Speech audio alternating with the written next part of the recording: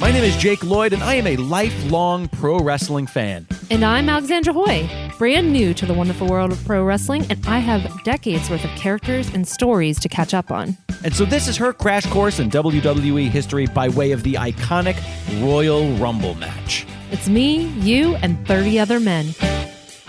Hello and welcome back to our show. How are you doing, babe? I am drinking some water, belly full of pizza. Got herded? Had my herd did earlier today. Yeah. And now we're gonna dive back into yet another Royal Rumble match. Royal Rumble. This is our sixth one. We still have so much left in the thing. I'm curious. I'm actually gonna look at what we've got already. So we've already done. Don't 94, you just remember these off the top of your head? 94, 97, 2001, 2006, and 2007. It's weird that we've already done two. I didn't realize that. We did a 2006 and 2007. So, Jake, for those who don't know, maybe they're more casual fans like me and they are just getting started. What is a Royal Rumble? Well, the Royal Rumble is the biggest match of the year in WWE. It's 30 wrestlers competing in one single match. The way it works is two men start the match, and every 2 minutes or so, it varies, another wrestler joins in the mayhem. Wrestlers are eliminated when they are thrown over the top rope with both feet hitting the floor. The last man standing is declared the winner and is usually given a championship title match at that year's WrestleMania, the grandest stage of them all. Was that you starting to be Vince McMahon? And then you didn't commit? I started to be Vince McMahon in my 20s, and then I stopped in my mid-20s when I wasn't successful. So what we're going to do here is we are going to pick a Royal Rumble match at random out of the jar or rumbles and watch it in real time right alongside you if you are into that sort of thing. But before my lovely better half here picks said rumble out of said jar or rumbles, we want to please encourage all of our listeners to leave a rating and review on Apple Podcasts. It would help us out very much so. And also, if you're enjoying the show and you really want to show your support, head on over to dragonwagonshop.com and pick up some sweet Me, You, and 30 t-shirts. There is the Jar O Rumble shirt, which is a personal favorite of mine. It's so cute. So go ahead and get your hands on some sweet swag, as the pod dog attacks one of the podcats. They're getting ready to rumble. Yeah, we didn't start yet, guys. So yeah, head on over to dragonwagonshop.com and pick up some sweet shirts. It is a great way to support the show and help us keep the lights on, as well as, look mighty fine and some awesome t-shirts. And people go, hey, what the hell is that about? And you go, let me tell you about it. And without any more further ado, let's pick a rumble. 1992. The last episode we did was 2001, which is highly contested as one of the best Royal Rumbles. Well, now we are jumping back to 1992, which is universally considered the best Royal Rumble. Oh, I thought you were going to say the worst. Nope. Wow. So the 1992 Royal Rumble is a bona fide star-studded event, and even more so now being, however many years away from it. You're going to see so many Hall of Famers, and the Final Four is a legendary Final Four here. Okay, you just spoiled it for me. No, I did not. The 1992 Royal Rumble took place in Albany, New York on January 19th of 1992. I would have guessed that from the artwork at the beginning. Yeah? I thought I saw the city skyline. Oh, yeah, likely. Now, this was the first time ever that in the actual Royal Rumble match, the last man standing would not win a title shot, but would win the WWF World Heavyweight Championship. What? Which was vacated in December of 1991, just a few weeks prior. Why? That is a great question. Okay, the title was stripped from Hulk Hogan after two controversial title switches between Hogan and The Undertaker. First at the 1991 Survivor Series and later at the Tuesday in Texas pay-per-view event. They couldn't think of a better name than that. This was back in the day. So WWF president at the time, Jack Tunney, we saw him once. He was the on-screen Vince McMahon before Vince McMahon just became his own on-screen Vince McMahon. He gave Hogan and The Undertaker an advantage in the random draw of this match to determine the order in which the wrestlers would enter the ring, promising them both numbers between 20 and 30. Okay. So that is some of the background here. I don't want to give you too much more other than the fact that this is just before the new era. Okay, so this is... Before the Attitude Era. Yes, but the new era was before that. Okay. Okay. So the new era is the name of an era preceding the Attitude Era. Yes, okay, the new era is, the peak of early Undertaker. Bret Hart is the face of the new era. Shawn Michaels, Razor Ramon. That is what's considered the new era pre the Attitude Era. Okay, and this is sort of am I going to see a lot of really big 80s stars then? Yes. I'm going to see Savage. I'm obviously going to see Hulk by this freeze frame. Yes, they're going to see you're going to see some huge stars here. Interesting. So the way this works is I have gone to my WWE network, found the 1992 Royal Rumble, and I have navigated to the 1, 2, 3, 4, 5, 6, 7, 8, 9th chapter mark. The time code of that is 1 hour, 26 minutes, and 44 seconds. And in just a moment here, I'm going to count down 3, 2, 1, play. And if you hit play at home while we play here in the couches, we will all watch it in perfect unison, allowing us to share in this moment together. Some royal harmony. Some of the undercard matches include the New Hart Foundation, which was Jim Neidhart and Owen Hart. Yeah. Versus the Orient Express. The WWF Intercontinental Championship was Roddy Piper versus the Mountie. The Mountie. As well as the WWF Tag Championships were on the line from the Natural Disasters, who were one of my favorites. They were Earthquake and Typhoon. Oh my God. Just these two big giant dudes who were great. Versus the Legion of Doom, the legendary Road Warriors, Hawk and Animal. Just to give you an idea of what else was going on. All right. I'm very excited to rewatch this Rumble, probably for the first time since 1992? No, but since I was young Jakey. I want to say I had this on VHS. This might have been the only Royal Rumble I had on VHS. That you would rewatch? Yes, meaning I bought it. You could buy pay-per-views on VHS. I think I might have owned this one. That's hilarious. In any case, the WWF Championship is on the line. I am so excited. So hopefully you are now queued up, and we are going to hit play in 3, 2, 1, play. And we are met with our arena. Is it the Fink still? Yep. They're all going to start with the Fink, the guy you said has sad eyes in previous. He has really sad eyes. And why is he called the Fink? Howard Finkel. It's his name. Yeah, but the Fink is such a negative connotation. No. Look at his sad eyes. I want to give him a hug. He's probably like a terrible human. He's like, they found out later he's an awful human being. Somebody has a sign in the audience saying Hulk who, which is interesting. Ooh. Yeah, fuck the Hulk. I'm sorry. Should I not say fuck? I guess I'm going to say it anyway. This was the beginning of some careers, the end of some careers, but also what is fantastic is I think you're going to get Gorilla Monsoon potentially as the commentator on this. I have to look it up here. Yeah, you're going to get Bobby Heenan and Gorilla Monsoon. This is, I think, your first ever time. This is a legendary commentator duo. And it's, unfortunately, you're not going to be able to enjoy it because we're doing a podcast over it, but it's hard to hear them. Yes. Once again, for those of you who are maybe new to the show, we have the audio of the Rumble in our ears so that we can get some information, but we have blocked you guys from hearing that so that it's more enjoyable for you to listen to. Hopefully. All right. But this is Jack Tunney. So this is with his very wealthy looking suit. Yes. So this is the president. Right. Of WWF. The kayfabe president.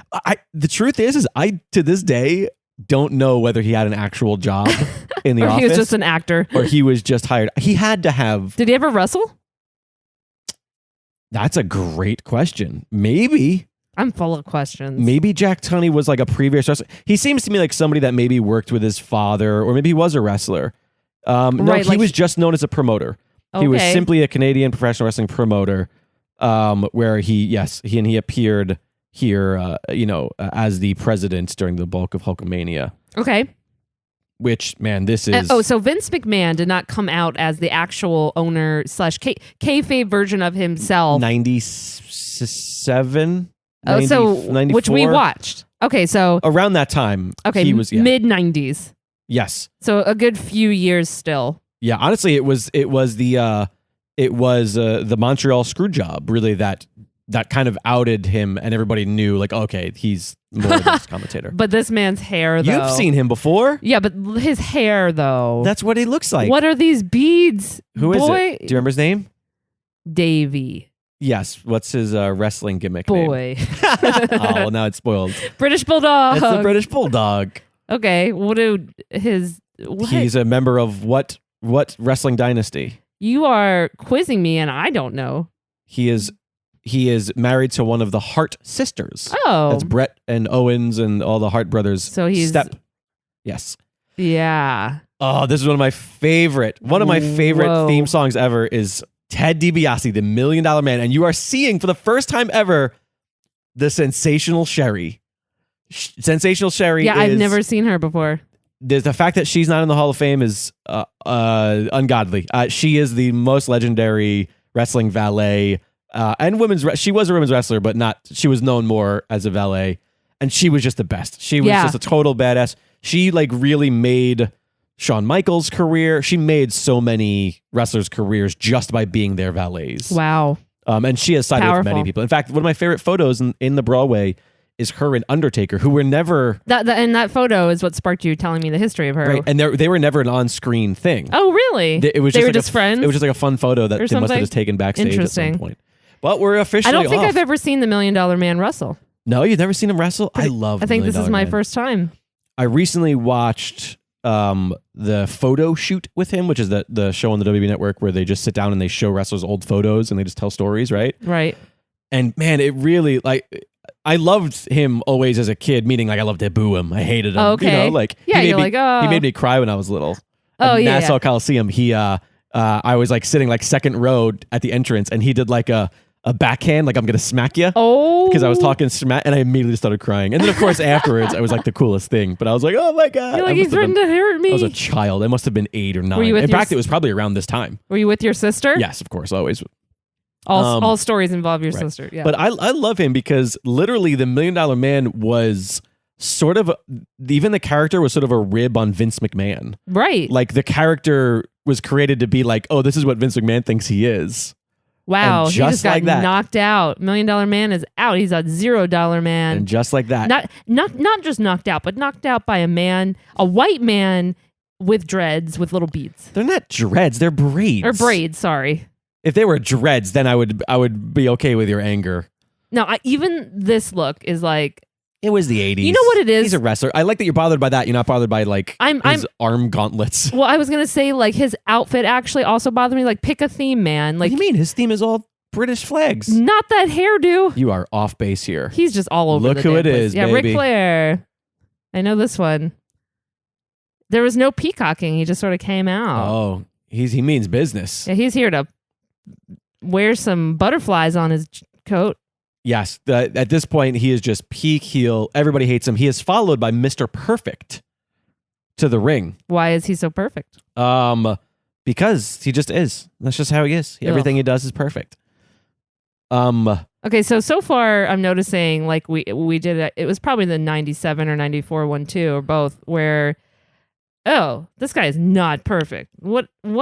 Okay, sorry. I finally got a glimpse of him. I was just gonna say the wrestling's so much slower. As I've noticed at this time frame, it's a lot more lumbering than the athletics you see with a Ricochet now. Sure. If you want to smark it out, people call that work rate. The work rate's much slower. Okay, so the work rate is much slower. Yeah. But it's also, you have to realize this was the era of these big, giant, lumbering bodybuilders who, most of these dudes, they couldn't move. They could do that. They could lift a man over their head like it was a feather. He is just straight up Olympic pressing Yeah. Ric Flair. Wow. But this, admittedly, with all that what we just said, these two guys are not an example of that. Both of these guys, British Bulldog could move incredibly, and say so. Ric Flair became Well, the I was greatest. going to say Ric Flair actually is moving pretty well. Yes. But the Bulldog guy isn't like super fast. This is the youngest you've ever seen Flair. This is like really. Oh, yeah. This is still past what I consider peak. I consider peak late 70s. That's fair. Early, He and I'm Charlotte sorry. I might have meant late 80s there. Sorry. I think Charlotte has his legs. Charlotte has a lot of his parts. She has his back, his shoulders. Right, like kind of like that very athletic build. Yeah. This is classic. Like trying to fake his way out of it, sort of thing. Begging like, his way out of it. No, don't hurt me, and then he's going to hurt him. That's peak Ric Flair. That's why he's a good heel. This Rumble also, I'm remembering, features one of the Who is this guy? Miss Nasty? Is that what his coat says? You just talk right over me. I'm sorry, I got distracted. You never listen. I'm talking to myself over here. Okay, go ahead. I'm sorry. I was just gonna say before one of the Nasty Boys came out, they were one of my favorite tag teams. Yeah. Their names were Jerry Skaggs and Jerry and something. Yeah, they were the Nasty Boys. I love their theme song. Anyways, was it Janet Jackson? It should have been. This Rumble features one of the most unsightly mistakes in Royal Rumble history. What? I don't want to tell you. You're just gonna have to see it because it's one of those things where it's just unsightly.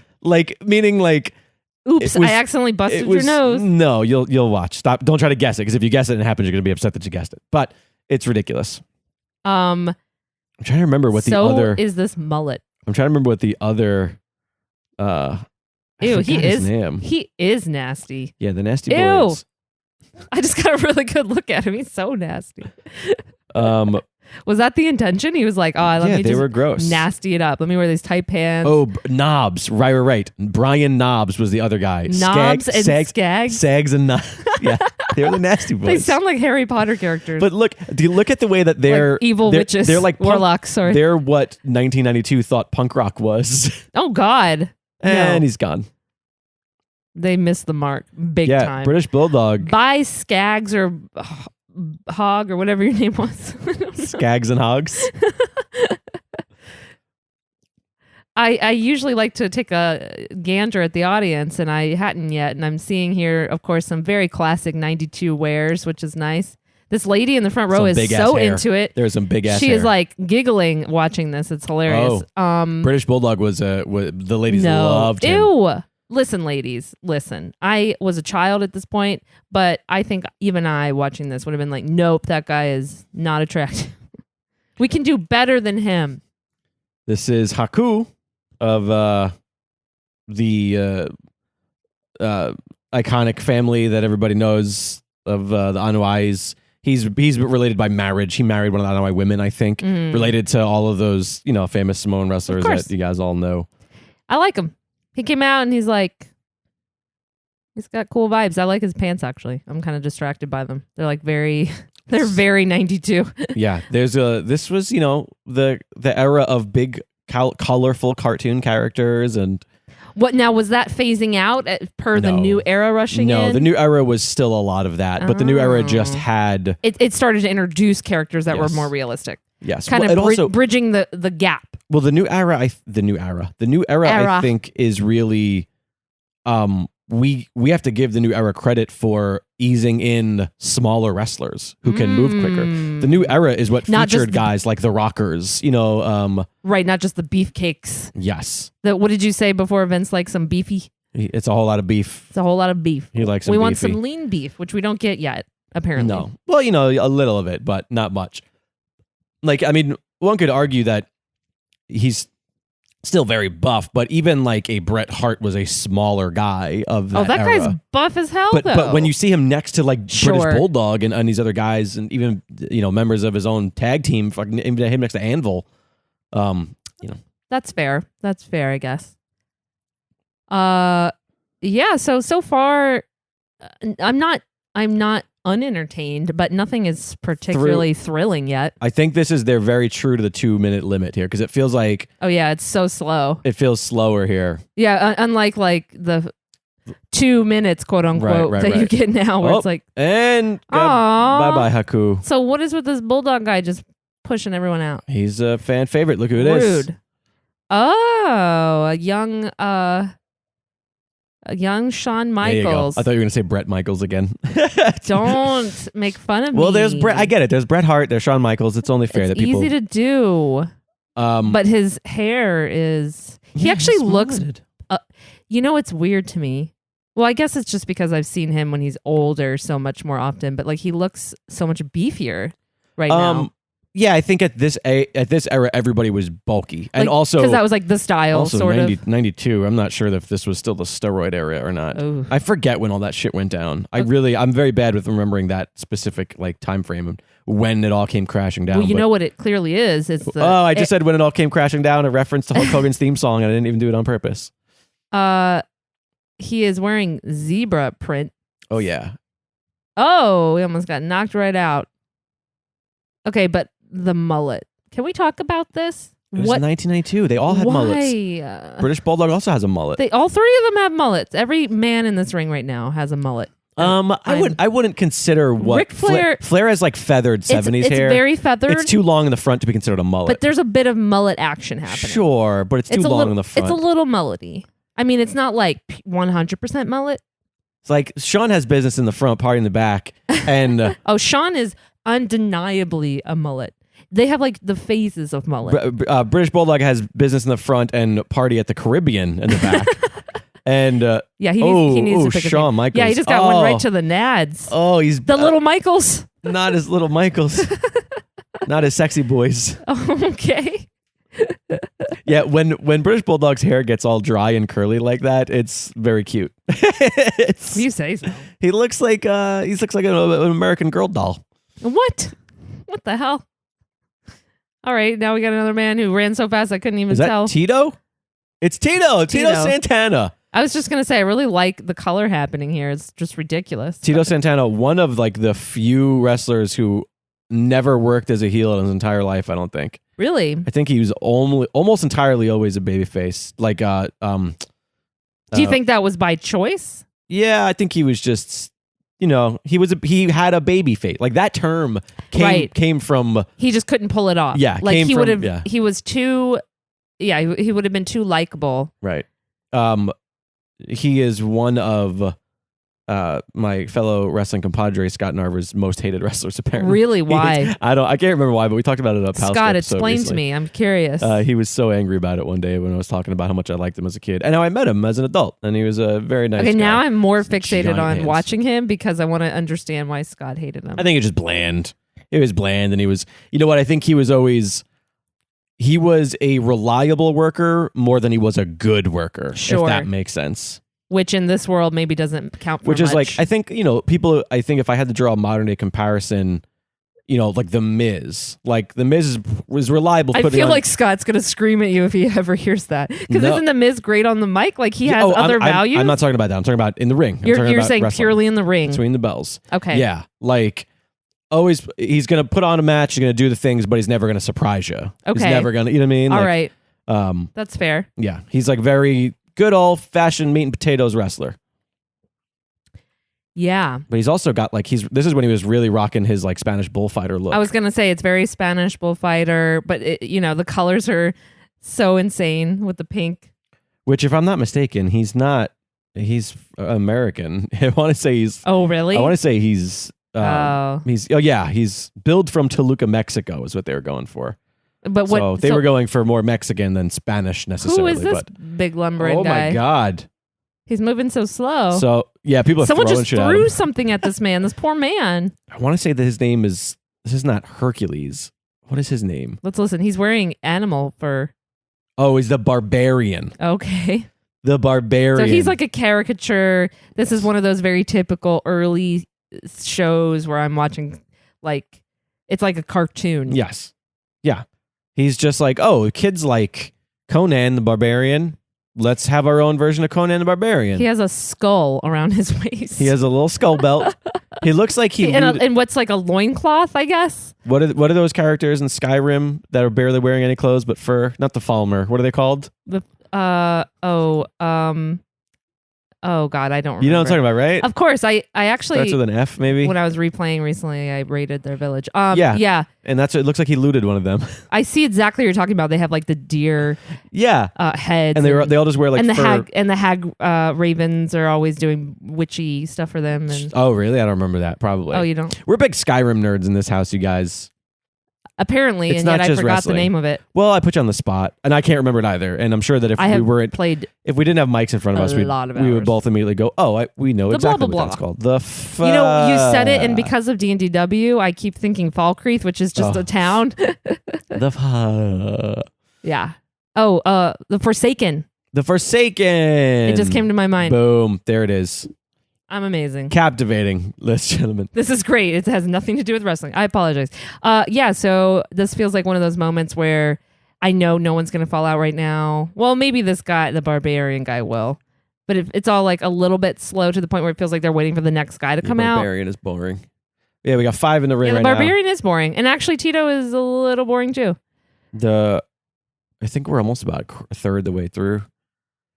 All right. The horn goes off for... Oh, shit. The Texas Tornado. He's got those things that the, what's his face wears or used to wear all the time. Those freaking leg warmers that. So the Texas Tornado is one of the Von Erichs. The Von Erichs are, this is Kerry Von Erich. Okay. They are one of the wrestling dynasties that you're not familiar with because there's no new generation of them that you would be familiar with. Okay. There is something called the Von Erich curse. What is that? Like every single one of the Von Erichs died in some sort of bizarre, tragic way. Oh my gosh, that's horrible. And obviously this is like urban legend I'm talking now. I have no facts to back this up other than I know that this exists and there's something called like the Von Erich curse because all of these, they were these really like good looking for the era. I know you probably think he's doofy, but I haven't got a good look at him, but he's moving pretty well. Very traditional like 80s good looking buff dudes with these long fit. They all had like Fabio look, you know, they had Fabio face. Of course. Good looking group of guys. I want to say there were 5 sons maybe. And all 5 of them died tragically? And like young. Like or maybe it necessarily wasn't tragic as much as they were all in their 30s, I think. So is this one of the last matches for this guy I'm watching right now? So for the sake of information, I just looked him up. He died the following year. Oh my God, in This 93? is a year before he passed away. Wow. How? Family, Von Erich family. Yeah, their actual surname is Adkisson. No wonder they changed it. Come on, just give me the easy tree breakdown. Oh my gosh. He's trying to get the Kevin, genealogy. Yeah, Kevin, Jack, David Von Erich, Kerry Von Erich, and Mike Von Erich, and Chris Von Erich.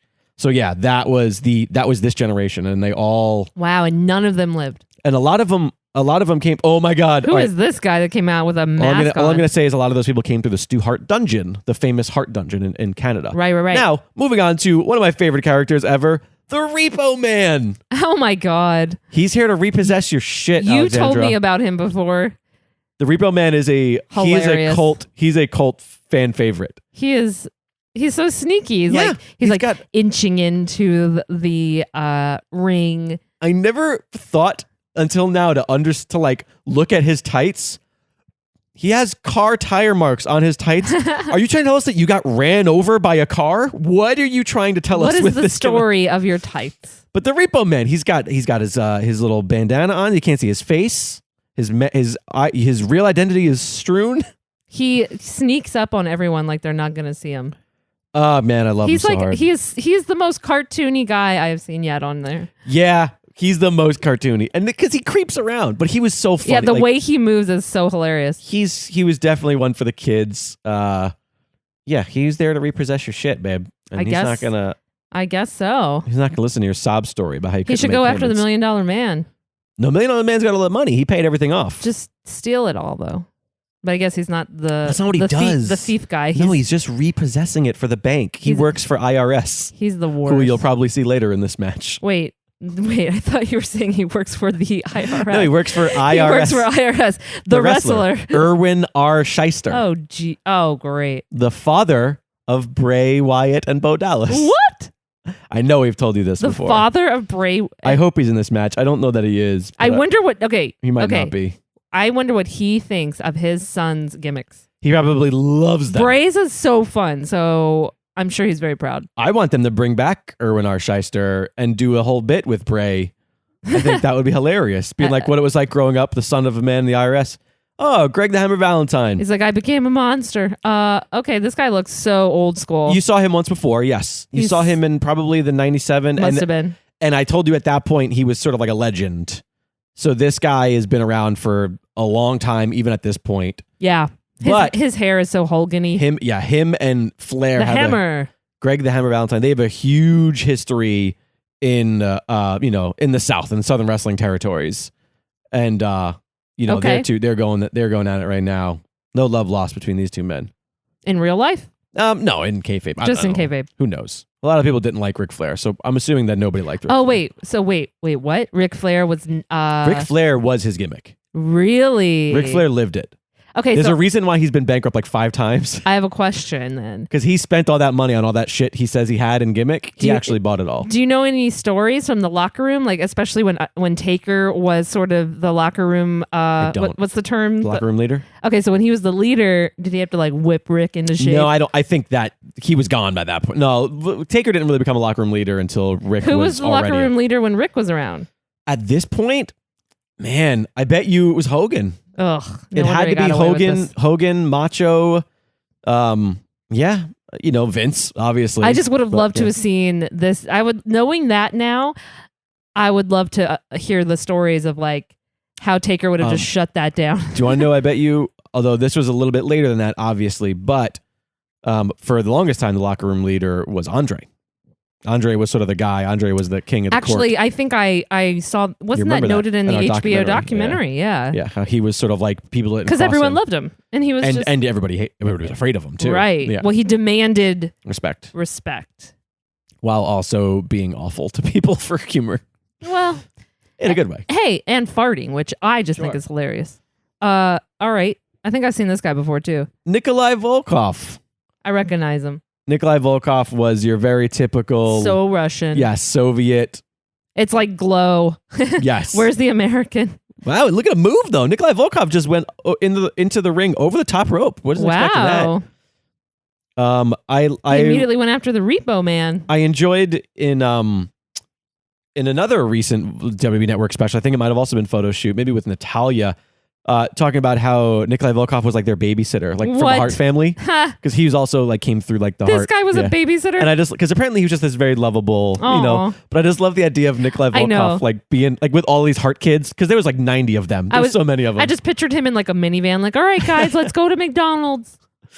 He's like getting everyone together. Well, it was Canada, so they probably what's the Canadian equivalent? They had McDonald's in Canada. No, they had to go to Tim Hortons. They had McDonald's. They had Tim Hortons. I just saw a tweet from Seth Rogen earlier who said he would get pizza at McDonald's, and I was like, "What?" Blew my mind. Pizza and McDonald's? Did he put McDonald's on pizza? No. McDonald's would sell pizza. Wait, McDonald's sold pizza in Canada? I know. Why don't we have that? Because it would. I think it's a new level of gross. Greg, and there goes Nikolai he's Volkov. Gone. They're like. The Russians are done. Meanwhile, freaking Gladiator, or whatever his name is, Barbarian is still in there.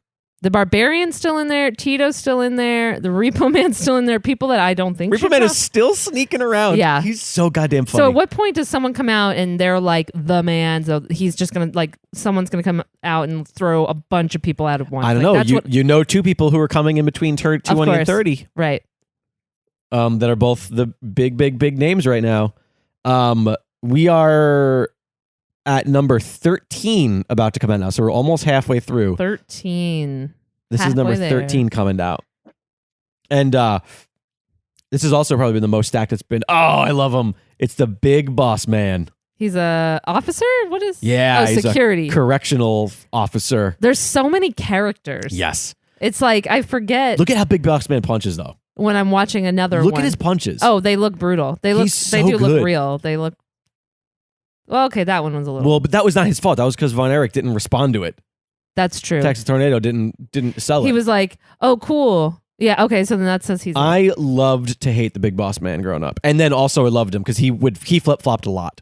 He was and he almost knocked Shawn Michaels out. I think he actually has a very classic 90s bad guy haircut. He's got that buzz cut, you know. It's because he's like a police officer. He's got that like militant sort of, yeah. Yeah, it's very militant. And you know what? Big Boss Man, he stuck around through the Attitude Era and he just threw the Repo-Man out. Bye. You would think they would work together. And Repo-Man is like sneaking around the outside of the ring like maybe nobody saw it.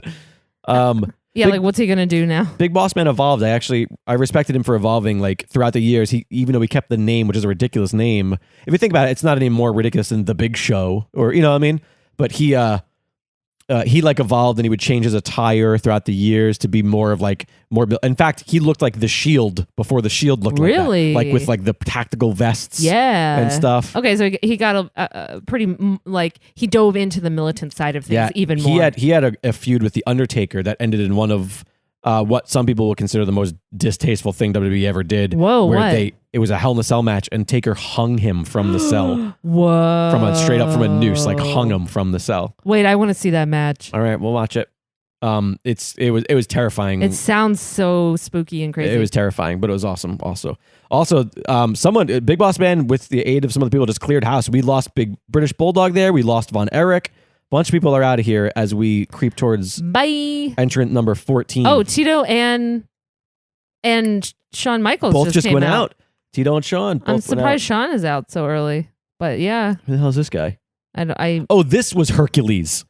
Wow. See, I said before that I thought. Do you see this guy's shoulders? Okay, yeah, he's people. huge. Jake, I don't know if you know, but like, what is that muscle between the neck and his traps? They're so huge. Yes. What? Yeah, this guy's built he looks like broken.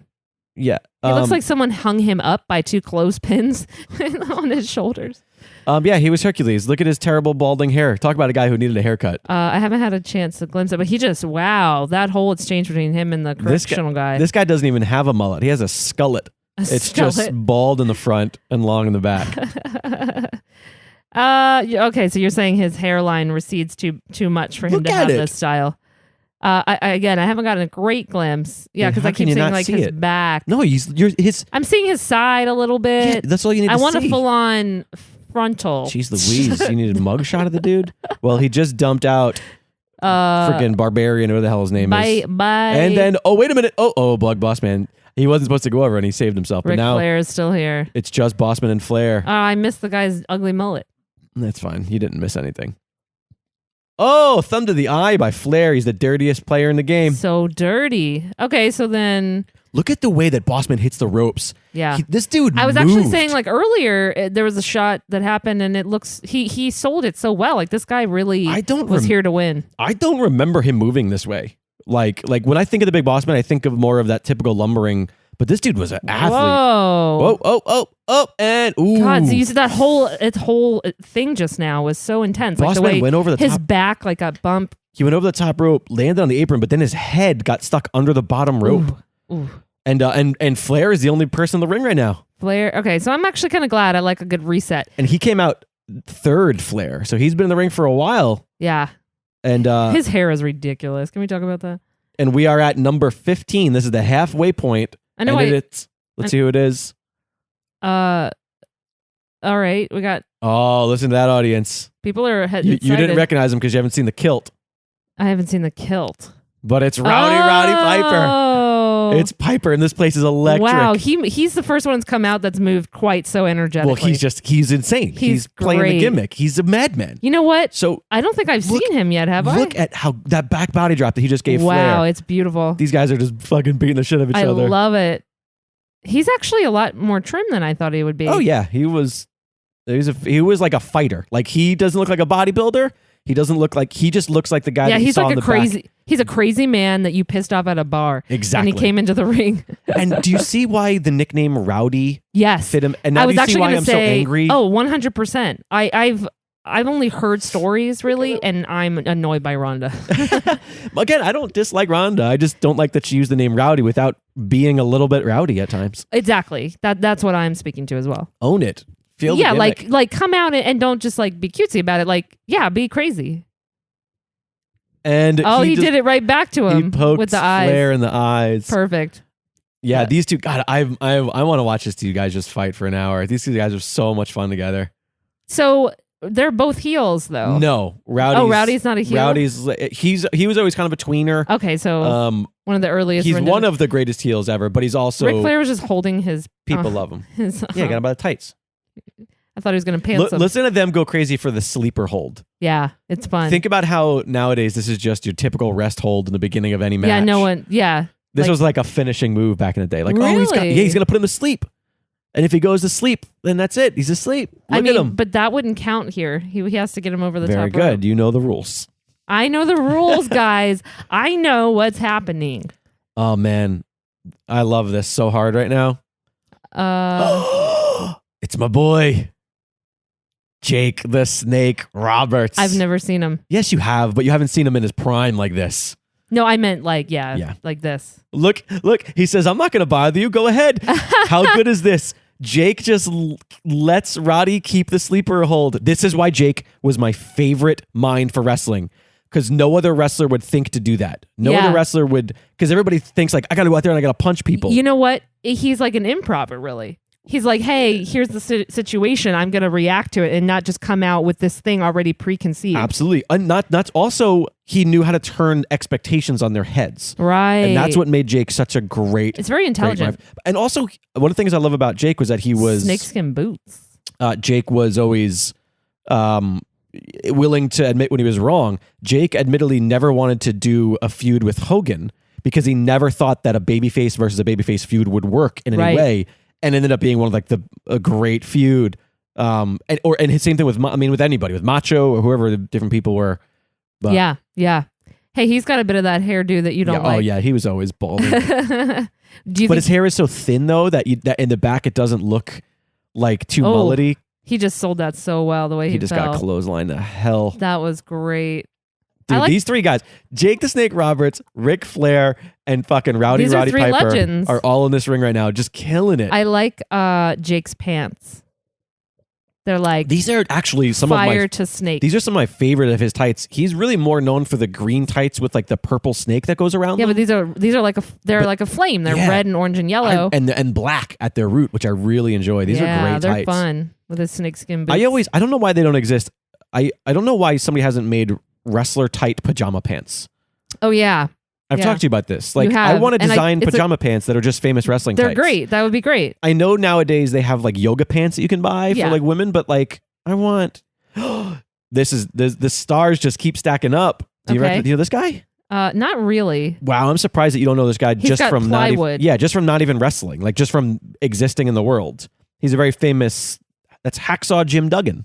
Okay. Do you know the name Hacksaw Jim Duggan? Yes. Yeah, he's just, big baby face. Fans, kids love him.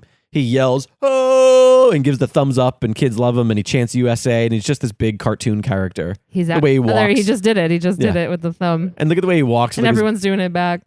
It's almost like when he walks, he can't bend his knees, like he goose steps accidentally. Yeah. He's very lumbering. Yes, but he was just fun. He is exciting. He's got an epic beard. He does have a pretty epic beard. At a time when there weren't a lot of beards in wrestling. I was just going to say there's not... a lot of mustaches. Well, it is the early 90s, late. Jake's coming out of the best. 80s. I feel like 80s and 70s were very mustachy. They were very mustachy. And we're getting back to that point. We're getting very mustachy again. Full circle. I mean, they come and go very frequently. Mustaches are always around. These four in the ring right now are just friggin' great. And these guys are in a fight. Like, these guys seem... They do. I feel like switching. Have you noticed that they keep switching opponents very rapidly? Mm-hmm. It hasn't just been like these two guys in one corner and these two guys in the other corner. They keep switching, which is... It keeps it, but that's what keeps the energy up. Yeah. That's something I say where when I watch something from like the Attitude Era, I feel like I'm really engaged because also it helps for me when there's not so many like cartoony characters. Like sure. I mean, they're fun and it's really great to see the history of it, but they're a little distracting, I think. And yeah, when you look at this group, despite some of the nicknames, it doesn't matter because Hacksaw and the Snake. That's fine. They seem dudes, legit. Yeah. I mean, that's no more ridiculous than like the way Bray Wyatt or or just calling somebody like Randy Orton the Viper or something like that, where it's just it's a nickname versus a gimmick. Exactly. Like these guys aren't like I'm a lumberjack. Or I have a job as a hockey player. I'm not wearing a correctional outfit. Or maybe I am IRS, who just came out to the ring. He is. It's him. I told you, this is him. This outfit. He's IRS, Erwin R. Shyster. He's got. And he's come to collect. His suspenders. He's moving so slow. Did you hear me, babe? He comes to collect. What do you think? Does he look like he's Bray Wyatt's daddy or Bo Dallas's daddy? Actually, I want to look at him now. Oh my gosh, it's so funny. His outfit's so funny to me. Obviously, no facial hair, so it's hard to compare from Bray. But they do look. They don't alike. do a lot of like up close shots. It's like kind of frustrating. But it's back in the day. You didn't have. Yeah, you had see, like that, clips. like right. this kind of shot. Which I know listeners are like, what? The ones who aren't watching on TV. But yeah, there was like a close up. Okay, so I'm seeing their face a little bit cleaner. The fact that he was wearing a tie, I always seemed like that's just not a good idea in a fight. That is dangerous. Yeah. Right. I bet you it was a clip on. Actually, no, it couldn't be because it was always getting pulled. People were always tugging on it. Ooh. Well, now that I know Taker likes to hang people, that was a real dangerous move. Jeez Louise. This is really just like a who's who right now of I'm having iconic fun. wrestling. I'm having fun with this. Now, see, I have to say, like, I felt like the energy was a little low for the first half, but then once it got cleaned out, all the big names came out of the time. Well, and here's the thing, like, those names don't necessarily mean anything to me. Like, I do know some of these people, and not all of them, and so, but I'm still feeling the energy of it because the fans are loud. Well, and also the way they're moving. It's what I'm saying is it's their technique too. Like whoever was in there before wasn't necessarily on the same level. That's fair. I mean, there were some names, but not all of them. Not all of them. Like Shawn Michaels obviously is great, but now the weakest link is Hacksaw Jim Duggan, and he is still super fun to watch. Right. So like even when the worst person is great. It's so funny these two with their matching blue. Yeah. I didn't realize that. But they look like they're a tag team. But Piper and Duggan are wearing the exact same sort of just traditional blue tights. We're here together. This was back before everybody had some crazy shit on their tights, Right. All right. Oh. What is this Superfly Jimmy Snuka. I like that name. He is Tamina's father. Oh. So, but you know what? He's not as Klingon-y. And it's because he's not wearing the outfit she wears. I always joke with Jake that when Tamina and Nia are together, they look like Klingon ladies. Because their outfits are just like so elaborate and intense and militant in a way. Right. And their hair's like so big.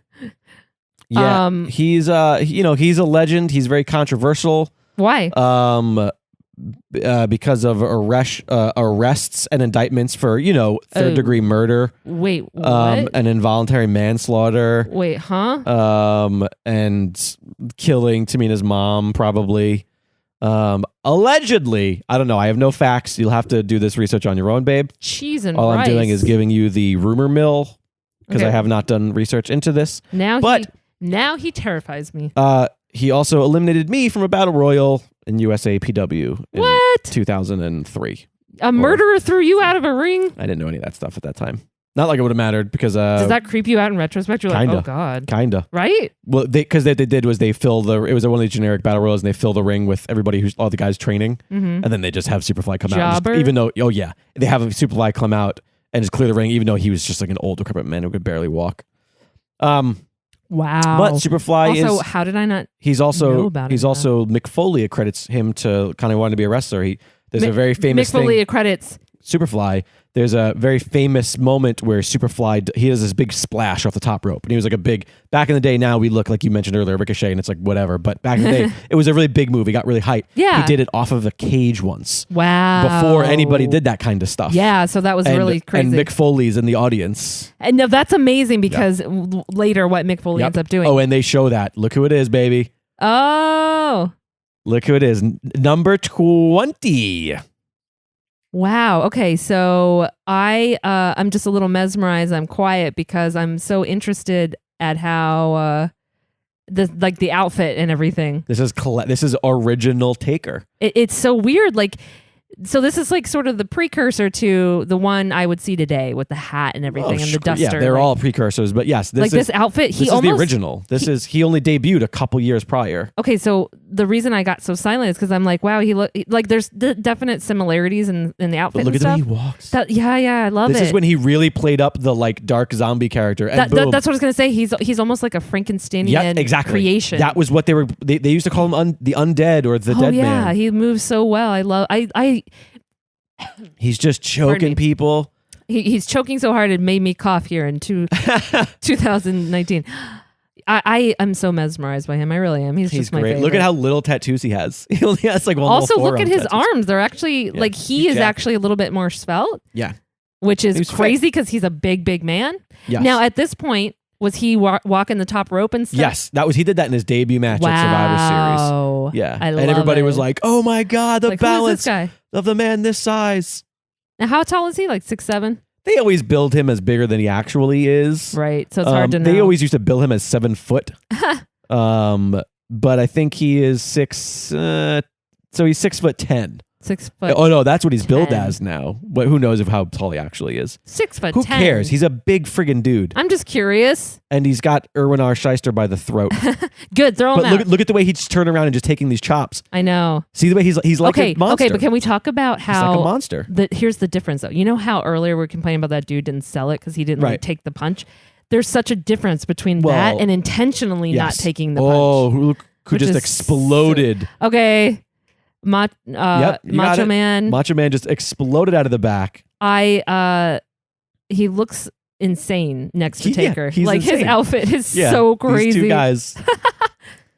I love it. But here's now, the thing. Now I have a question. So, but Taker is kind of young. Like he's Oh, yes. actually the young guy of this group, right? Yes. So it's so cute. Well, he's probably the same age as IRS. So is he like and stuff. geeking out? Like, oh, I love wrestling with so and so. Well, he was also around for a while. I just wonder what his thoughts were. Yeah, I don't know. Okay, maybe. so he wasn't having that star-studded moment at this point. I don't think so. What got Taker into wrestling? You said Mick Foley Oh, saw I don't know where his origins come from. inspiration. I don't know. He's not the kind of guy who does a lot of like long form interviews. You know what I mean? Like Oh, right. Mark Calloway is kind of a private guy. Which I respect. I like it. Keeps the mystique alive too. I really like his dark hair though. I really don't care for red. The red, you don't like his ginger head? I don't like his ginger head. I much prefer this. But And Macho just eliminates Jake the Snake. And then look what. But did you see what just happened? he just eliminated himself. Did Macho just jump out after him? Listen for just a second here. Okay. Macho just went up and over the top rope. Yes. And then Taker And for the some reason- commentators keep saying he eliminated himself. He eliminated himself. And they're trying to sell it as like, see, this is what happens when your heart takes over and you're just itching to get a fight. But Taker went after him and threw Taker him went back out. in the But ring. Taker went out through the middle of the ropes. Oh, I know. I'm Yeah. saying like he just put him back in. Yep. And Macho Man keeps. Oh, so he's terrified of Taker? Is that the idea? No, he hates Jake. He He's hates feuding Jake. with Jake. Okay. This is around the time I think with the snake bite where Jake Snake bit him. I think, And if I it remember. literally bit him. Right? Yeah, that's a picture of it in the Broadway. And was he actually pissed? I'm sure he wasn't happy about it. But I mean, what- they knew it was going to happen, but I'm sure he just. Oh, I'm talking about in kayfabe. Yes, he was pissed. I'm 'cause, always yes. wondering if there's I have ever no idea. real life like anger happening, not just kayfabe. But now they're trying to backpedal and say like, oh, he's not eliminated because you have to be propelled by somebody else. Okay, so I have a question then. It was unintentional, huh? Yes. It was an accident. He wasn't supposed to do that. Yes, he eliminated himself from this match, but is still in this match. Ooh, oh no. That's what I was saying What are you earlier. trying to tell me? But that was what I was saying. It's have, like- a giant glaring error. You have a special twinkle in your eye. Like, No, I'm just saying, he's going like- to win and it's going to piss everyone off because it's not valid. No, I'm just saying like it's it's dumb. It was a dumb thing. I just think it's interesting that Taker went out after him and was like, Well, yeah. I mean, there was probably beef. Again, I don't know where the "Get your story ass was back here, man." going into this moment exactly who was feuding with who, but Do you think Taker in real life here was pissed that Macho fucked it up? probably Because just knowing what I know about him, like, you fucking idiot. he's like, "Gosh darn it." I don't know why I say "gosh darn it" after saying "fuck" But 2 seconds ago. Macho Man is crazy. Like, he's a real life crazy person. What do you mean? He was just a crazy person. He was like that, shoot that first, energy. shoot first, ask questions later kind of guy. Yeah, sure. One of the things that made him such an exciting wrestler was because he was just batshit crazy. That's. All I of mean, his- I will say his energy was super exciting. Yeah. Like he came out like a clown on cocaine. All right, this guy is very. God, so many of these like Skyrim characters. He's so furry. So far we've had Hercules, the Barbarian, and now the Berserker. The Berserker. What? Yep. What is even what? What is that gimmick? I don't know. He's berserking around. He's so hairy. He's a hairy man. Where? Yeah, I don't really remember this dude at all. I don't care for him. He's just a generic I'm bored. big. Taker, just throw him out. Take him out. He's Braun Noman. I love Taker moving around so lumber. He's achieving what the Repo-Man comically did, which is like actually being a creepy guy, just like slowly moving through the ring. Well, I think one of the reasons the Taker character works so well for so many years is that a lot of these guys, they had a gimmick and then the bell rang that didn't matter. And Taker is always one of those guys who wrestled in his gimmick. His gimmick was predicated on the way he moved, on his moves, on his move set, on the sitting up, on the rope walking and being quiet and lumbering. Yeah. And I give credit to people like $1 Million Man, Ted DiBiase wrestled in gimmick with the laugh and the shit talking. Like I think that like I could see Kevin Owens being highly influenced by $1 Million Man because the way Kevin Owens is just constantly yapping in matches, $1 Million Man was the same way. Wrestling in gimmick, I'm hearing that term now, and I think that's my favorite thing. I think that's why I'm so impressed by people like Taker, because I really appreciate that performative aspect. Right. You know, it's like, of course, these are all brilliant people in terms of their physicality. Right. But what sets you apart, I think, is when you're going that extra mile. Right. Roddy Piper, another great example of a dude who wrestles in his gimmick. It's amazing what's happening here because you have Taker, Piper, and Ric Flair all in this weird... With the exception of this stupid berserker dude, this is still... The entire second part of this match so far has been a who's who of wrestling. Yeah, I don't know what the fur boot guy is all about. Virgil. You saw him once before. Yeah. Virgil was $1 Million Man's like right-hand man, quote, his like employee. In what way? He was his employee. He was like his henchman. Okay. He did his dirty work. He got kind of a piratey look. He always had stripy pants. His stripy pants. That's how he rocks. He's a stripy pants dude. All right.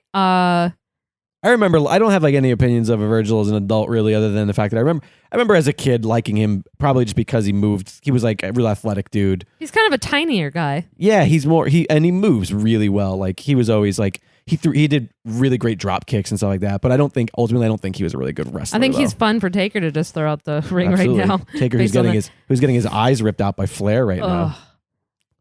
You ever think about, how sick people would get from some of these matches, like fingers going in eyeballs and mouths. And I always wondered, friggin' Mankind used to shove his fingers in people's mouth all the time. It was his finishing move was the mandible claw. And I was always like, ew, I don't want to get your where have your fingers been?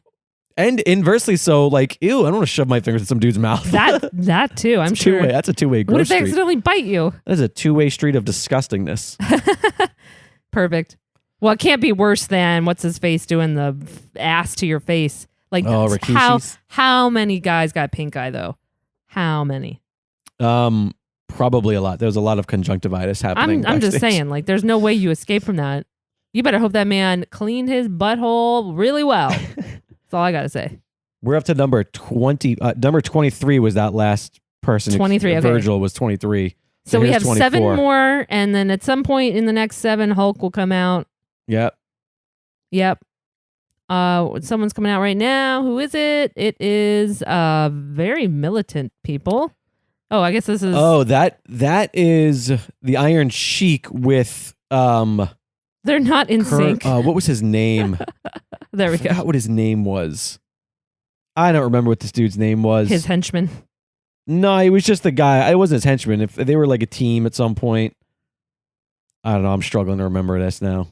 But they seem very caricature. Yes, they're caricatures. If Sergeant Slaughter was in the ring, they would all beat each other up. Okay.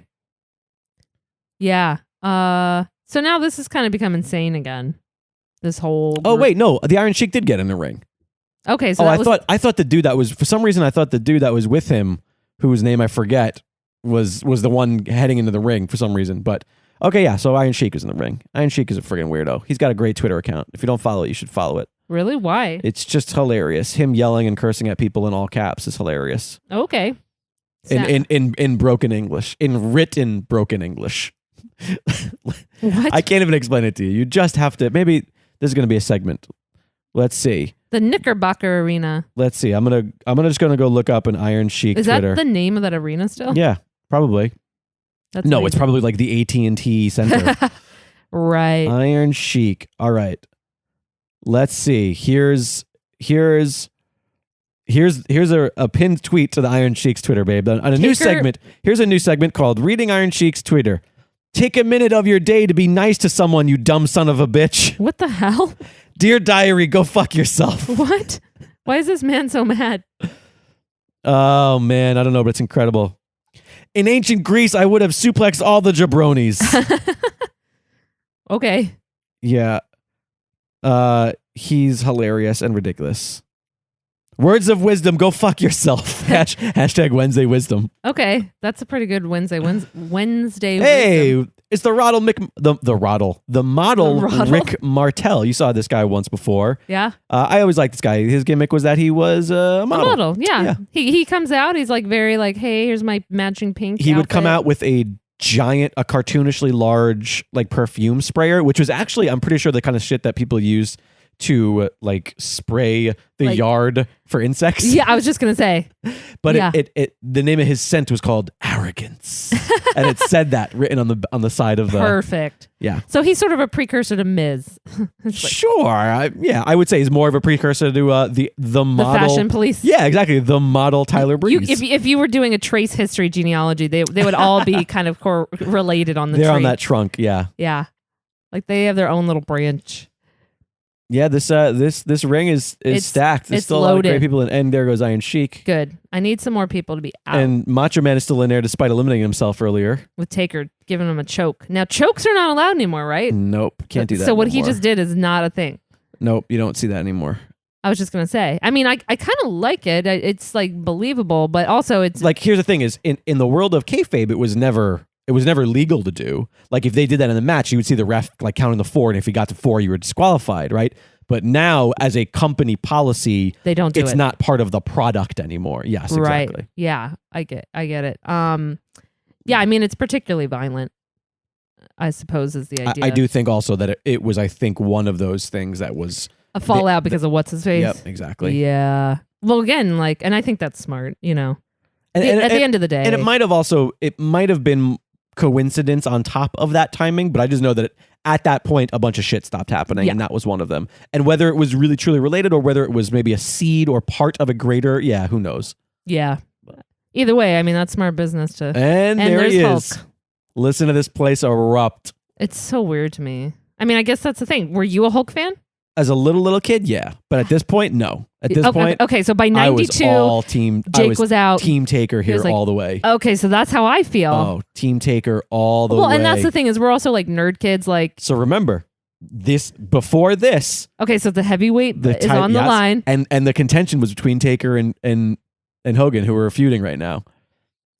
Which is why Hogan went right after Taker. Ew, he just spit and it was gross. I think that was gum. He spit his gum out. Gross. That was a popular thing to do. That's going to get on someone's shoe. God. In fact, Mr. Perfect, who came out earlier, Mr. Model Mr. Perfect had a great part of his gimmick was spitting the gum up in the air and then smacking it. Ew. And it was so gross, but also I loved it so hard. Disgusting. And there was one time CM Punk tried to do it and like missed the gum and went like, well, not perfect. And I was hilarious. Okay, that's funny. I like that. All right. So Hogan. Oh, Taker's eliminated by Hulk Hogan. I'm so upset. And Hulk Hogan just dumped out Doofus Barbarian guy, whatever that guy's name was, Berserker Boy. Listen, I don't like Hogan, so I'm already, this match is dead to me. Talk about this skullet. Match is dead to me. King skullet here. Yeah. So this wasn't the wig yet. Wait, I thought you said he eliminated the model Rick Martel. Why is he in the ring again? I thought he fell over the top, but I guess it wasn't. I actually thought I saw that too. Okay, so you know what? He got back in. No. He's dirty. He's dirty. No, Listen, it might have been. Listeners, confirm. Or maybe his feet didn't touch the ground. Friends, I need your help. Well, Hulk Hogan just cleared house. Am I supposed to believe that he's that great? You are supposed to believe that he's great. Yes, that's what they want you to believe. This man who has a quasi wedgie. Get out of here. They all have quasi wedgies. What are wrestling tights other than just pre-made wedgies? Giant wedgies. Oh, who's this lumber guy? This is Skinner. Oh, okay. He's bloody. He literally has blood on his chest. Where does he have? No, you just he just was that chest hair. Was that his hair? It was just weird looking in the light. Skinner was. Looked like he had blood on him. Just your backwoods. Ew. Hillbilly. Say no more. Yeah. I'm out. The kind of guy who would be Skinner. The kind of who would face Skinner. I don't know. Maybe Skinner's like a really cool, crazy like guy who skateboards or something. Do you want to know who Skinner also portrayed at some point in time? Doink the Clown. Oh, okay. That's why I hate him. That's why when he came out, He I immediately felt a sense of hatred. He wasn't the main Doink the Clown, but he was one of the Doinks of the clowns. One of the clown doinks. One of the dinks. No, he wasn't Dink. Dink was a little person. I just said dink as a joke. No, Dink was a little person. I didn't know there was really a dink. Yeah, there was a Dink and a Dunk I'm and sorry, all stop. sorts of little ones. Stop it with all the damn clowns. One day we'll watch the Survivor Series with Jerry the King Lawler and all of the little kings versus Doink the Clown and all of the little clowns. It sounds exploitative. Oh, it was. But also they put on a great match. It was a very fun match. I want to say that was Survivor Series 1990. This year, maybe 1994, maybe 2 years after this, maybe. Okay, not sure. I had that VHS as well. I feel like I remember that VHS a lot because that was a Survivor Series with Taker and Yokozuna in a casket match, and Chuck Norris was the special enforcer on the outside. Oh my god! And he was just super kicking everybody who came to the ring, and it was course. hilarious. Why don't we do casket matches anymore? We've had one not that long ago, but I think it's become such a specific Taker thing, and Taker barely has matches anymore, that it's not. What if someone like Wyatt could take it over? Honestly, I would love that. Do you want to know who I want to take over more than Wyatt? Who? Alistair. Ooh, yeah. I want Alistair Black to take over some of the. Please. Yeah. Because I think that's such a fun concept, and as someone newer to it, it's like, hey, I feel like I'm missing out on this really cool thing. Right. I think that Alistair Black would be a better torch carrier for the Taker stuff than Wyatt or anyone. Wyatt. I agree with you, and it's because Alistair is he's got that same great energy, like he's slow and believable in that power. Right. He's still a little green in some sense, but like fucking amazing. I love watching him. And Sergeant Slaughter has entered the fray here. You know Sergeant Slaughter. Yeah, and I'm. He's an icon. He's a perfectly fine, boring icon. What number was he? He was fun. He's late. He's up there late. We're got to be getting to the end here. Can I tell you? I'm not rooting for anyone out of this group. What? You got rid of my boy Taker, and now I'm bored. Oh, you know what? No. I'm rooting for Roddy. That's what I'm rooting for. Roddy Piper is who you're rooting for? I'm rooting for him. I don't know that he's going to win. I only just noticed that he was still in the ring. We have two more competitors. Sergeant Slaughter was number 28. Oh my God. Please let one of the final two be great. And yeah. I do like Roddy though. He's fun.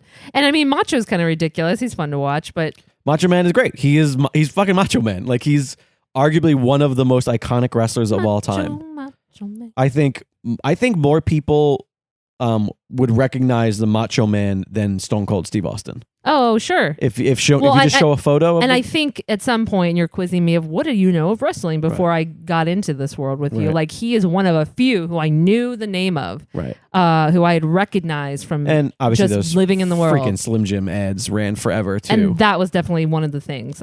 He just had a presence, like Hulk in some sense. Maybe not as big, but okay, so 28 is coming out, I guess. Yeah, I am pretty into Roddy. I'm feeling him. I like him. He's cool. He's fun. Who's this guy? Oh boy. People are excited. It's Sid Justice. He would later go on to be Psycho Sid and Sid Vicious. Now this guy he was incredible. Yeah. Look at the size of him. He is a big guy. He's an incredibly big guy. And when you look, like this guy is a precursor to Brock Lesnar. Like they don't call him Psycho Sid for no reason. Like why? His demeanor is that of anything can happen when he's in. Like literally. Yes. Even though he was always, from what I know, a professional and super great and fine. He just has that. I mean, look at him. He even kind of has like a Brockish look to him. He's just this insane psycho. Okay, and this is the beginning of what would be a very, very big, like he was a title picture main guy for a while. Oh yeah? Yeah, and this was the beginning of that. He was on the rise here. He's for sure. a huge dude. Yeah, he's huge. I like him so far initially and how he moves way better than Brock though. Yes. And Sid was really like, at this point he's the new, obviously Taker was also very new, but at this point Sid is like maybe he's going to be the next guy. That's like the position that he's in right now. Do you know, like building up the momentum. I would say that he is here what maybe like maybe Braun is, even though maybe what Braun was a couple years or maybe a year ago, where it was like, yeah, the big guy comes out, you're like, whoa, he's gonna be a thing. Like even though Braun has still not gotten like a championship, it's more so that like at any moment, did a kip up. Yeah, he just did a kip up. Very good, you know, a kip up. I knew that before wrestling. Did you really? I didn't. Hello, I watch Buffy. I think it's a good point. They do kip up quite a bit in Buffy. There's lots of kip ups. Listen, I know all of my terms from Buffy. There's lots of kip ups and ordinary people without superpowers jabbing stakes through people's sternums, but they don't talk about that. Yeah. I mean, anyone can do it. And number 30?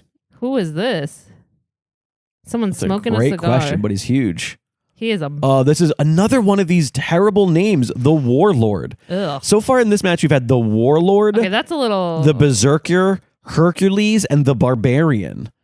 This is everything that's wrong with WWF. 100%. In the 90s. Oh my God. They were really struggling with letting go of it's 92. We're not too deep in the 90s, so let's give them a little bit more totally, slack. But it's like... But this didn't go away for quite a few years. I understand. You know what's great about doing this is understanding the history so much better now.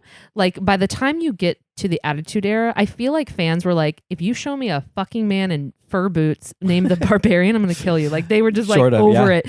Like I get that because I'm like, there's so many of them. Oh my God. Yeah, that looked like it hurt. Sid Vicious just eliminated Sergeant Slaughter, who's a big dude, by Irish whipping him into the turnbuckle, and Slaughter didn't sell anything. He just happened to fall out of the ring. That was a scary bump for Slaughter. Very scary. Because he didn't, I don't know that he got over because they didn't have hard cam. Can we talk about, actually Slaughter came out and he, Vicious came out. Or at this point he's Sid Justice. I'm sorry, Sid Justice. Sid Justice Terrible came name. out and he moves so much better than a lot of the people in this ring. Right. He doesn't move like a stiff bodybuilder. No. Again, back to that terminology earlier. Right. Like he's definitely working it in a way that I believe. But he's also got a lot of beef. Oh, he's Vince McMahon approved. Before we get too far, everybody's out. So who's your pick and who's your wish? Jeez. Who do you want to win? Who do you think is going to win? I want Roddy to win because that's the guy I like the most now in this ring. So you want Roddy to be the WWF still like, come champion? on, Roddy. But I feel like... Remember, this is for the title. I feel like they wouldn't do that. So the person I think is going to win is Justice. You think Sid Justice wins this? The next guy, do you think Justice is going to win it? This is his first WWF title. He's going to get right here. He's going to get it right here. All right, you heard it here, folks. She's predicting the future. And thank God the Barbarian, the Wizard, the whatever the fuck he's called, the Bruiser, the you know fighter, why I the say that? Orkin Because warrior. my other secondary thought I didn't say out loud was if Hulk gets this, I'm going to be so mad. Listen, those of you who also get mad over the winners of these, you are correct because it is very infuriating. And I don't think anybody gets as mad as you do. But look. Yeah. Sid Vicious just dumped Roddy. Oh. And the model Rick Martel. Do you see how I just predicted that? Do you see we're down to the final. Look at this final four. Ooh, that was dirty. The final four of this match. Okay, so here's Rick, of course. Sid, Macho Man, who shouldn't be in there, Hulk Hogan, and Ric Flair. This is like, this final four right here is... And there's Macho. And there goes Macho. Out. Macho goes out because while being held by Sid, gets a running upper knee by Flair. And you're going to see Hulk out. Okay, this is a Hulk out? He didn't do it. He's just doing some slaps. He didn't do the point. Okay, I wanted to also mention that Flair got stuck trying to do his turnbuckle flip. Was Hulk more exciting when he was younger? Yes. Because he's kind of boring here. Well, he was always, he was exciting when I was younger. How about that? Oh, and look. Oh! Sid just dumped Hulk out. Yes! And it's down to Hulk and Flair. I'm feeling it. I'd be okay with Flair over Hulk. Yeah, get out of here. That's what he said. And Sid is talking smack. Yeah, Sid, you tell him. Look at his bald head. Tell Baldy to get out of that ring. Sid scares me. Sid is scary. Oh, look. Hulk is hanging on to him. He's pulling him over the top rope. That can't Hulk count. is going to try to Hulk eliminate is him. eliminated. Hulk is already eliminated. But wait. No. Flair. Dirty. Flair dumps him out. And Ric Flair wins the WWF Championship. Dirty. The World Heavyweight title. Dirty. In the Royal Rumble. This was jacked. After coming in number This is 3. stone cold level bullshit. Or number, whatever he came in. Yeah, number 3. He goes number 3 to run the distance. Ric Flair. The ring for 1 hour exactly. I think I'm mad. Hulk is not leaving. Hulk is pissed and not even going to let him get crowned. Not even going to let him get his title handed to him. What a dick. And Mr. Perfect. You know what? I mean, hand. Rick is, it's dirty, but I'll accept it over Hulk. He's the dirtiest player in the game. He is dirty. And Hulk helped him win, essentially. Yeah, he's but a wait, jerk. Oh, but wait. Yeah. Sid is in the ring. Sid's not happy with what Hulk did. Yeah. You give it and back. Look at these two giant beasts. Oh, and the refs are coming in. Look how tiny the refs are. They're just average men, but they look so tiny. They look so tiny by comparison. And that's wild. This little standoff here. This is fun. This is. Do you have a photo of fun. this in the Broadway? No, but now I won't. Actually, I have so many photos of Hulk Hogan on the Broadway. Yeah, you know what? Also, please don't ever put that here in my hallway. I don't need to look at that. I mean, it's already up there a couple times. Look how bad it is. Yeah, it's terrible. His hair is terrible. It's so terrible. Just shave it off. He did, and now he just has it connected to the bandana, I think. God. Oh man. I want to see. Do you? I feel like in real life, Sid could murder all of these people. Oh, absolutely. I mean, there's some people on the roster today where you're like, does this man is he a murderer? Listen to the audience. He could become one. Yeah, they're pissed. Rightfully so. Yeah, you tell him, Justice. Seek that justice. So, this would set up, of course, Hulk Hogan versus Sid Justice at WrestleMania. Ah, of course. Because he was treated unfairly. And did he win? I don't know. I don't know. Do you want me to tell you? Of course. Let me look it up. Inquiring minds want to know. Where are you at? Hulk Hogan defeated Sid Justice. God damn it. By DQ, which means Sid did something to get disqualified. Oh, Sid. And was that Sid's journey to becoming vicious and not... Was that a McMahon in the ring just now? Did I just see? No. Who is that on the right? Oh, yeah, that's Vince on... Wait, is that Vince? I got a glimpse of someone and it looked like McMahon. But he looked like he was pretending to be like an average guy. And it was very weird. I don't know. I kind of want to do a hot rewind. A hot rewind? Yeah, not a cold one. Like a really hot one. Just real quick. This is fun though. I like the anger happening. So there you have it. So there you have it. The 1992 Royal Rumble. Thoughts? I love that belt though. That World Heavyweight belt is beautiful. That's my favorite. That's my favorite title. I know. I bought it for you. I mean, a replica, but you bought me a toy, not a replica. But it's really cute. It was $19. Let's not get excited. Listen, about it. You already had the cute little replicas in the hallway, so I just followed suit. I wasn't going to get you one of the ones I saw that were like $300. I want it. If you loved me, you would. Oh my God! You heard it here, folks. I'm not worth $300 according to my girlfriend. I am. We are not wealthy enough for that. All right, whatever. You're gonna put our expenses on blast. I thought love knew no bounds. It knows the bounds of my wallet. That's fair. Thanks. Yeah, this this Royal Rumble was bullshit. You heard it from me live. A real cold take because it's years later. I'm super mad. 30 years later. I'm super mad. I'm not as mad as I was though over the one with Stone Cold. That one really pisses you off. That one, it still holds the top of the bar of, oh my God, that was so dirty. And this was really dirty though. And I'm very mad and I'm disappointed. And also like, wouldn't that qualify Hulk as sort of this tweener kind of heelish guy in a way for doing that? That was a dick move. He helped a very clear heel. So what does that say? Well, he didn't help a heel as much as he tried to hurt the other, I mean, it depends on how you want to look at it. Yeah, he was trying to. I'm looking at the glass half empty. You're looking at the glass half full. Sure. So what was your favorite? Who was your favorite in the match? Who did you enjoy seeing the most? Oh, Taker, 100%. I mean, yeah. God, it was great to see a young Taker. I told you, I got silent. You were like mad at me because I need to share my thoughts at all times on this, understandably, but I couldn't help but just fall silent because he's so mesmerizing. The second he premiered out the freaking gate, he just has such a delightful, spooky energy that I think is so unique. And you know what? I say the exact same thing about you. Oh, that I'm delightfully spooky? Yes. And you're mesmerizing. Well, there you have it. Mostly spooky. There you have it. 1992, highly regarded as the best Royal Rumble of all time, mostly because of the star power and especially that last half. I get it. Like, God, it's so fun seeing all of those people in it, and that Final Four is great, even though, Macho Man eliminates himself and then gets back in the ring. That was so funny. Nothing's wrong. I have to say, I don't think it's the best Rumble ever. I'm sure others must agree.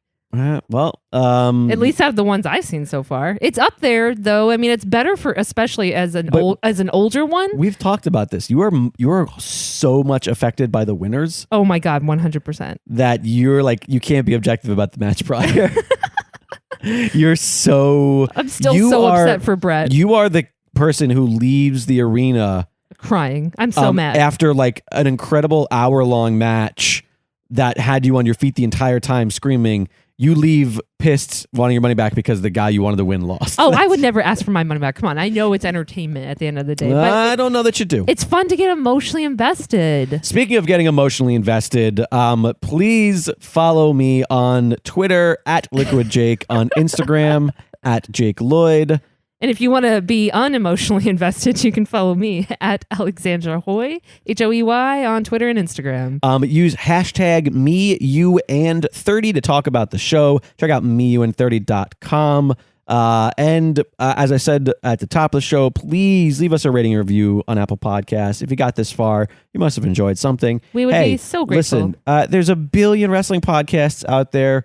This is just something fun that we enjoy doing with each other. We're just having fun here, and I'm learning, and he's teaching. And sometimes I'm learning. But hopefully you are enjoying this as well. And if you are, please go leave a review. It takes a very little time and absolutely no money. And if you think, hey, you know what, I got money, then head on over to dragonwagonshop.com and pick up a Me You and 30 themed t-shirt. We got 2 shirts available in the shop right now. Check those out.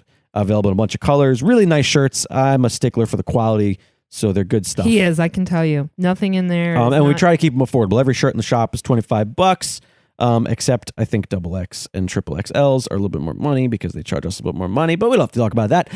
They're all pretty cheap-ish, perfectly fine, acceptable cost for a shirt. You help us out. And you're supporting a small independent podcast network. That you are. So thank you so much. And you want to go Rumble? Yeah, let's go Rumble. Love you, folks. See you in 2 weeks. Hey guys, I am taking a minute to sit down with 2 incredibly humorous humans. Oh, you see what I did there? It's an alliteration. It's Paul Bianchi, it's Sarah Oliver, hosts of Myth Understood. Hello, Jake. How's it going, Paul? I'm so excited to tell you all about Myth Understood, and so excited that I'm going to pass it off to Sarah right now. Oh boy, I know very little about Greek mythology, and Paul tells me a new Greek myth every other week, and I make fun of it because I'm terrible. And you guys are a sketch team and comedy duo, so you guys tend to break into improv and sometimes take the of these characters and bring them to life. Yeah, we use wacky characters. In fact, can you give me an example of a wacky character right now? Can you be a creepy giant? Hey, what's going on, guys? Yeah, that's pretty creepy. Right? I like that. Nailed it. You should have me on the show sometime. Nah. How do people find Myth Understood online? You can go to mythunderstoodpodcast.com, or you can check us out on iTunes, Stitchers, Google Play Music, and all sorts of places.